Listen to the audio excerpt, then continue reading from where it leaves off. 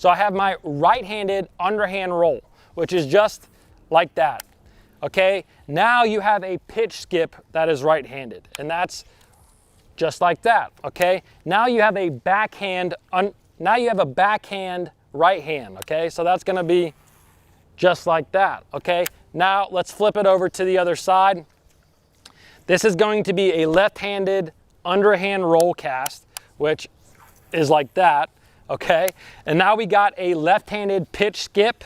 So we got one of those. And now the last but not least is a left-handed backhand skip. Lures. I thought I would do a video about that today. Hopefully after this video, you can start skipping a lot better. Here's the thing, before you even get out to the water, whether you're a pond fisherman and you're wanting to skip from the shoreline, or whether you fish in a boat and you're wanting to learn how to skip under docks, under overhanging trees, you have to dial in your equipment. You have to have the right setup. I actually made a video on skipping a jig last year, but in the thumbnail, I said 95% equipment and 5% skill. I really feel that way. If you're wanting to learn how to skip with a bait caster, it really comes down to kind of what equipment you're using. Can you skip with any old rod and reel? More than likely, yes. But it is going to help you to have a little bit in actual technique. So I'm gonna start with the lure and work my way up the line to the rod and to the reel. Let's start with the lure, because I think that this may be the most critical part of the whole skipping process, is selecting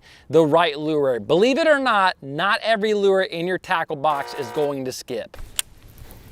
A lot of hard plastic baits like crankbaits and jerk baits and even top water baits that are hard plastic baits with treble hooks, those aren't going to skip. So let's talk about lures that do skip. So when it comes to a lure that's actually going to skip well, something that you want is a lure that has a larger surface area. In that video that I was skipping where people were commenting about it, I was using the bounty fish, and the bounty fish is a perfect example of a great, like really making a lot of motion here. I'm really just kind of using my lower left arm to kind of pivot the rod up and around off of the pendulum, which is this arm over here. So literally I'm just going up and around and I'm placing that lure just like that. All right guys, so once you do kind of a few casts where you're not skipping, I want you to slowly start working that lure closer to the water surface. Now you want to make sure you do this at at least a medium fast speed. You don't want to try to do it too slow, because it's not going to work, right? You're just going to kind of like,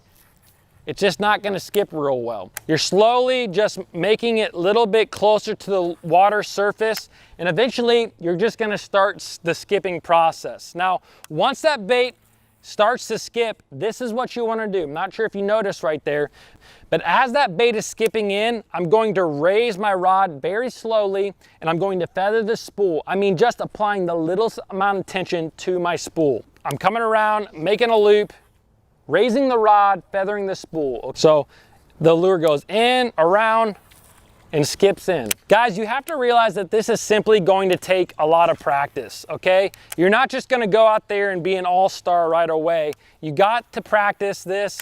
You might have a bad skip like that one I just did. Okay, you simply just got to go out and start skipping. Now, I'm a little bit close to my targets right now. You really want maybe 40 foot in between you and your target. A lot of times if I'm this close to a target, instead of doing an underhand roll cast, what I'm actually going to do is what I call a pitch skip.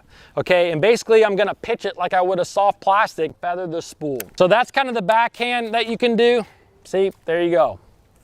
Just had a bad skip. I'm gonna backlash. You're gonna backlash from time to time.